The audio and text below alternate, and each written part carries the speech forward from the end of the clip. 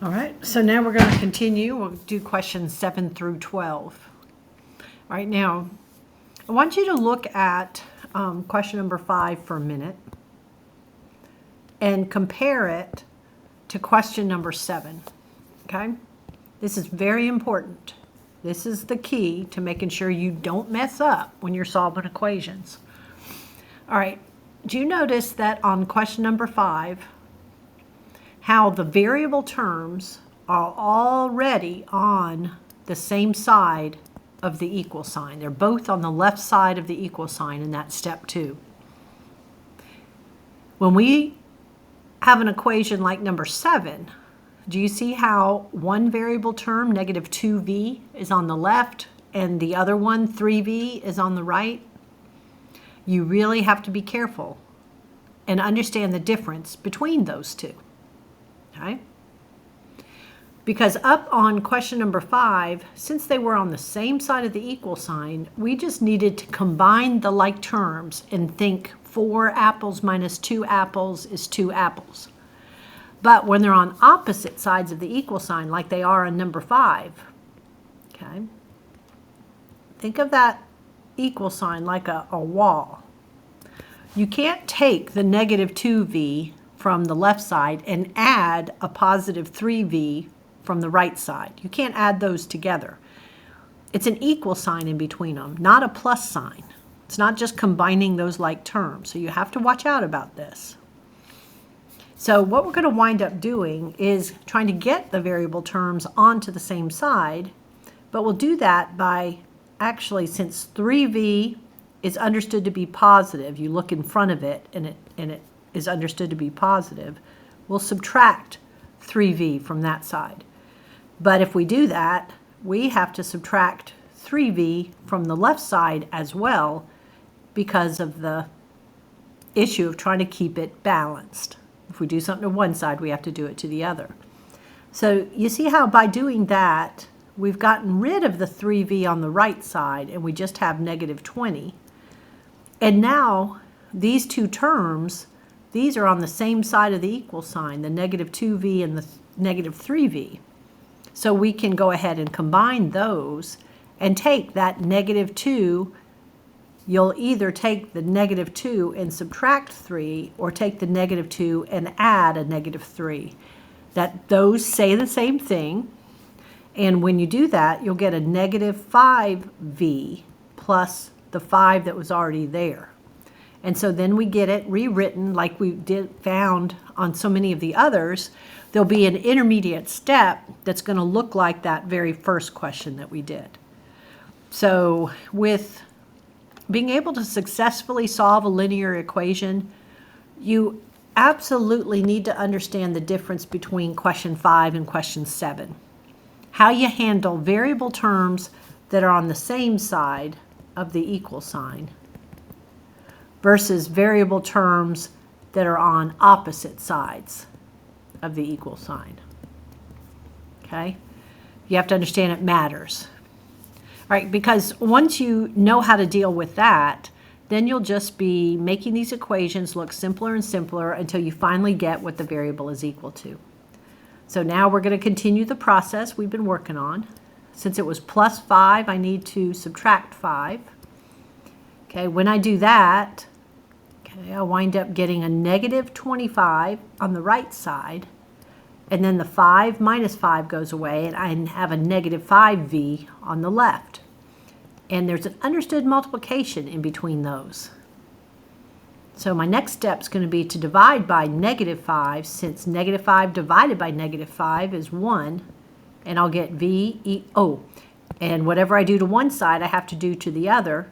So I'll get v equals positive, since both of these numbers are negative, it's going to be a positive 5. Now we can check it. I am going to show the check on this because this is the first time you've seen the variables on both sides. And you should check it in the original problem. So right there where v used to be on both sides, okay, put in what you think the answer is, which is 5. And then simplify each side, which technically you can just take that and enter it in your calculator. But I'm doing it just looking at it. So that would be negative 10 plus 5, which is negative 5. Over here, this would be positive 15 minus 20, which would be negative 5. So the two sides are equal. I know I'm right. This is the answer. Okay. All right, now here we have a problem that has variables on both sides. There are decimals involved, but decimals aren't really any harder if you're allowed to use a calculator. Here the issue is going to be that you don't want to just take 0.3 plus 0.5 and get 0.8y. You need to subtract the 0.5y from the right side to make it go away and get it onto the other side. Okay. So you really need 0.3 minus 0.5, which will be a negative 0.2 with a y. Bring down the 8.2, and that would be equal at this point to 20.4. Now that's looking like question number 1, so we're ready to continue from there. Subtracting the 8.2, and that would wind up being 12.2. And there's an understood times between those two, so to get rid of that, I'm going to divide by negative 0.2 on both sides, negative 0.2. So that's 1y, or y equals, and then just type that in. You already know it's negative, so I just type in 12.2 divided by 0.2. So I just did this, okay, because I already knew it was negative, but you could also put in the negative and let it do that for you. So I'm getting a negative 61. Okay.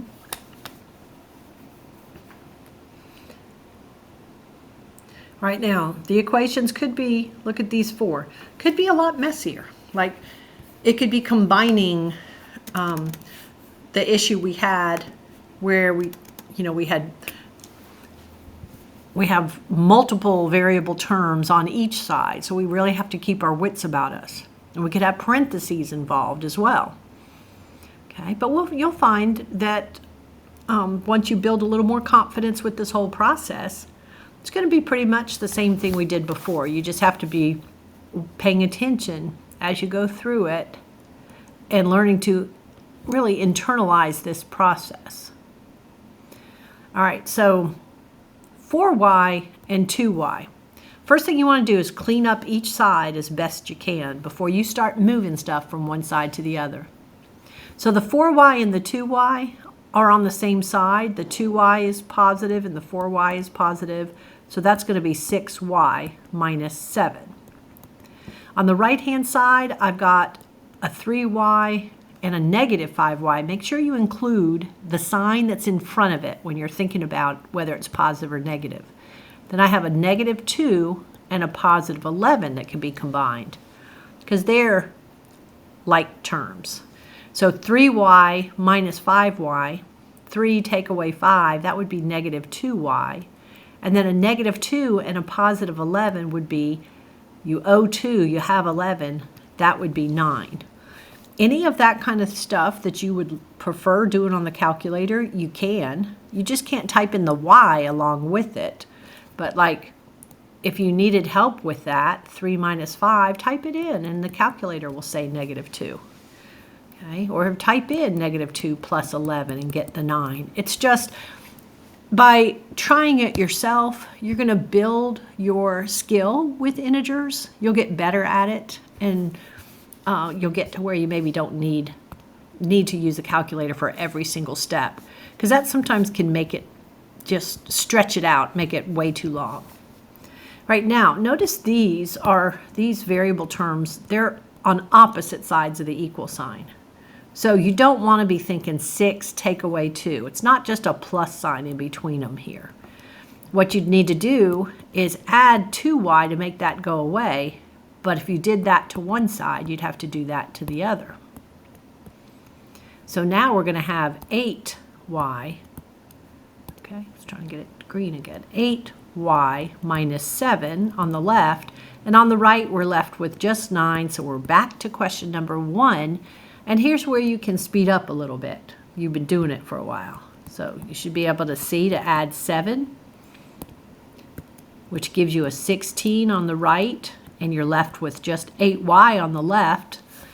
And then to get rid of the 8, since it's being multiplied by the y, you'll divide by 8, and you wind up with y equaling 2. And then if it were a quiz or a test, you could check it. But on homework, just put it in and see if you're doing it okay. And try these on your own. Don't always go to some app to quickly get through your homework. That's why sometimes people have hundreds on homework, but they don't do well on tests because they never really practice. All right, let's try a couple more. Question number 10. Oh, that one has some parentheses in there. So first thing I'm going to do is do some distributing. Because of that 7 being multiplied by p minus 2, I need to get rid of those parentheses. And that 7 needs to be distributed or dealt to both of those. And when you see those arrows, you're really multiplying when you do that. The 7 times the p is 7p. 7 times the 2 is 14. Think of how the 7 is positive and the 2 is negative, right? So it'll be minus 14. Bring down the 4p. Okay, now we're going to work on the other side. 2 times p. Positive 2 times positive 2 is 4. And then we still have a 3p over there. So it's like the process. First step is always trying to get each side fully simplified. So now notice that now number 10 is a lot like number 9. And then we'll notice some like terms. They're on the same side of the equal sign. So we are just taking 7 plus 4 and getting 11p. Then I'm going to bring down the minus 14. And over here, the 2p and the 3p are on the same side. I should just combine and do 2 plus 3 is 5. Okay, and get 5p plus 4. Now the mistake sometimes people make, I'm going to show it, is they'll wind up doing this sometimes. Subtracting 4p and thinking it's going to be a 3p. But then think about what you've just done. Your equal sign is the seesaw, the middle of the seesaw. You subtracted 4p from this side and another 4p from that side, but nothing from the other side. So that child over there is going to be heavier. Okay? So you can't subtract 4p twice from the same side. It's not a good way to think about it. It wouldn't make sense. Okay? All right, so the real thing we noticed is they're on the same side, so we're just combining like terms, and we get 11p minus 14. It's like there were 2 kids sitting on that seesaw or something. Okay, on the same side of the seesaw. All right, now at this point, we have it looking like question number 7. So we're trying to get across the equal sign. So I'm going to subtract 5p from the right side. So I better do the same thing to the left. And then I just take my 11p minus my 5p to get 6p, bring down the minus 14. And on the right side, I just have a 4. Now we're back to question number 1. You see how those complicated, messy equations, or the ones that look so complicated, as you simplify, they get nicer and nicer, and they start looking like simpler equations you've solved earlier. So at this point, we'll add 14, and that gives us an 18 on the right, and on the left, we have just 6p, and that 6 is being multiplied by p, so we'll undo it by dividing, and we wind up with p equaling 3. And we could check it. If we checked it, what we would do is go up here to the very beginning, and everywhere you see a p, you would put a 3, and you could let your calculator figure out what the left side equals, and then use the calculator what this whole left side would be, and then type in 3, a separate problem, type in 3 there, and see what you get, and make sure that the 2 sides are equal. Okay? All right, just have 2 more I wanted to look at. Number 11 This one, if you'll get used to doing this, if you have parentheses and there's no apparent number out in front, throw in an invisible 1. Okay, you really should see that as 6 minus 1 times the 2x minus 3. And by putting that number there and realizing that there's an understood times between the -1 and the parentheses might remind you that you need to distribute. You don't get 5 that then gets distributed. You have to do multiplying before you can do this subtraction right here, okay? So what I want you to do is slip in an invisible 1 so it looks just like, where did we have? It looks just like what we saw in number 10, where you have a number out in front, okay? All right, then distribute first because you have to do that multiplying before you do subtraction. And you get -1 times positive 2x, -1 times -3 would be positive 3. And then just bring down the rest of the problem. Try to keep your equal sign lined up. That helps you pay attention to whether the variable terms are on the same side or opposite sides. Okay, get each side fully simplified. So 6 plus 3, they're on the same side of the equal sign. That's just going to be a 9. Okay, and you might have written 9 minus 2x, and that would also be correct. Okay, so now we got it to where it looks like number 7. So we'll come in, we'll add 5x. Since those are on opposite sides, we can't just combine like terms and get a -7x. They're on opposite sides of the equal sign. Okay, that wouldn't work. So what we're going to do is add 5x, but if we add that to one side, we have to do that to the other, and we wind up with 3x plus 9 equaling 18. And now we're at that part where we probably could speed up a little bit because this is like question number 1. We'll subtract 9. So we wind up getting 3x equals positive 9. And then there's times there, so we'll divide by 3 to undo that and get x equals 3. Okay. All right, and then on the last one, it's not really any harder except that -5 minus 2. It's so tempting to go ahead and say -7, but then you'd be taking care of that adding or subtracting before taking care of the multiplying. So can't say that's -7 there, okay? That's the hard part on that one. So just bring down the -5, and then what we're really going to do is distribute the -2. Think of it not as a 2, but a -2 getting distributed. So -2 times y, -2 times -5 is positive 10. Okay, bring down the 4y, -2 times y, -2 times positive 4 is -8. And see how that parenthesis ended? So don't keep distributing the -2, just bring down the -3. Now you're going to keep working on getting each side fully simplified. So the -5 and the positive 10 you can combine. The -2y plus 5. -5 positive 10 would be 5. All right, on the right side, these are like terms, so I'll combine them. And then these are like terms, so I'll combine them as well. 4y minus 2y would be 2y. And then a -8 take away 3 would be -11. Okay? All right, so I've got to get the variable terms onto the same side, and I can't just take -2 plus 2 and get a 0. Because they're on opposite sides. That's an equal sign, not a plus sign. So I'm going to subtract 2y, but if I do, I need to subtract 2y over here as well.